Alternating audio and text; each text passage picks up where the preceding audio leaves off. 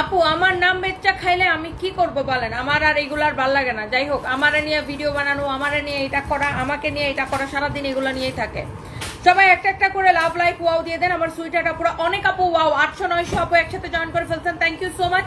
So আমি দেখেন, আমি একদম সময় নিব না, একদম সময় নিব না। আমাদের না কারো নাম বেচা লাগে না, কারো নাম বেচা লাগে না, কারণ আমাদের হচ্ছে যে কাপড় দেখালেই মানুষ কারাকারি লাগা যায়, বুঝছেন?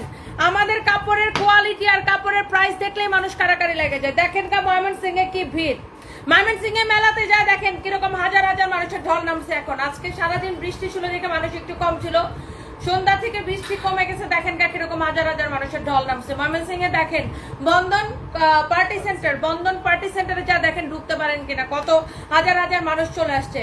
তো আলহামদুলিল্লাহ যে আমরা যেখানেই যাই কারো নাম বিক্রি করা লাগে না, কাউরে দিয়ে প্রমোট করা লাগে না। আল্লাহর রহমতে আমি একবার খালি বলে দিলেই আমার কাস্টমাররা চলে আসে, বুঝছেন? তো এই যে ড্রেসটা, এইটা কার কার লাগবে খালি বলেন। আমাদের দেখাইলেই শেষ হয়ে যায়, দেখাইলেই শেষ হয়ে যায়, দেখাইলেই শেষ হয়ে যায়।